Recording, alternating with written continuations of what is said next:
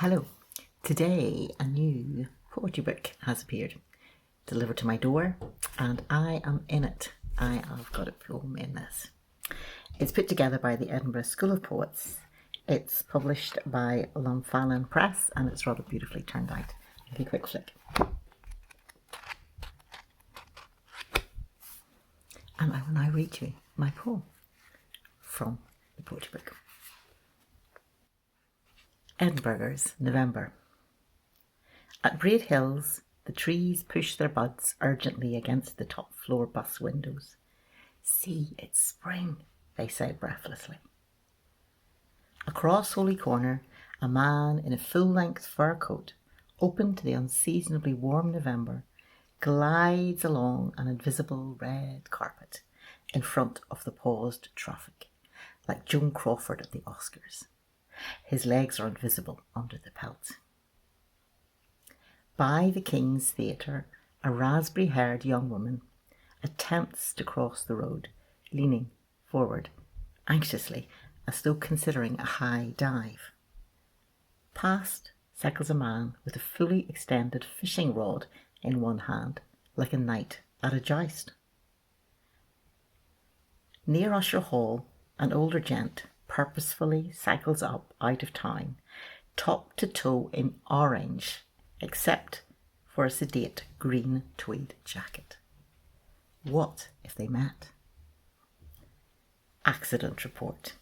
At 11:45 a.m, Oscar McCramey was cycling up Lothian Road for an Iron Brew audition when his progress was impeded by an unlicensed fishing rod carried by another cyclist, which was accidentally inserted through the spokes of Mr. McCramey's front wheel. The fisherman had had to make an emergency stop to avoid running over a bright-haired woman crossing the road without due care and attention to traffic conditions, to protest against the wearing of fur by a gentleman on the other side. Impossible to prosecute due to lack of evidence. The only witness was a writer babbling excitedly about an early spring. You heard it here first. This book is now out in the wild. It's got a lovely little comment at the back from John Hegley. Mercy for the many moods, modes and muses within this proud Stramash. One of the lovely extras for me in this is that occasionally I've recognised a poem that I have been part of the group sitting giving feedback on it. And that's particularly wonderful, or I can visualise the person who has written it, who comes back again and again with wonderful, insightful poems. I have always enjoyed Moira Vaughan reading. She has a couple of poems in this. And in fact, it's going to be really unfair because if I start to pick out names, it's going to be terrible on those who are left to one side. I do love also Margaret Poyner Clark. And I'm going to leave it at that. Although Richard Payne deserves a particular mention because he edited the whole thing and was one of the main people keen for it to happen. And other major contributors you will see mentioned with several poems would be Patrick Corbett and then Sue McKendrick, who have been just brilliant at keeping the writing group going and leading it and making sure things are in place. But this has been a labour of love, bringing things together. And it's kind of funny, it's how it takes a whole year, because this particular poem that I wrote, Edinburghers, November, was written in November. And obviously now I'm reading it in November a year later, and it's actually published.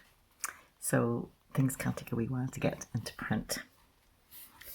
But yeah, I totally recommend getting into a group that gives feedback, gives good feedback, because it really helps you to grow. It gives you that audience, it gives you the feedback and the little extra pair of eyes that notice things like you've used the same word twice, or just wee things, wee tweaks that can make your poem easier to read for somebody who's coming to it fresh.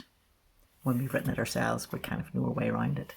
So really grateful to have this book in my hand.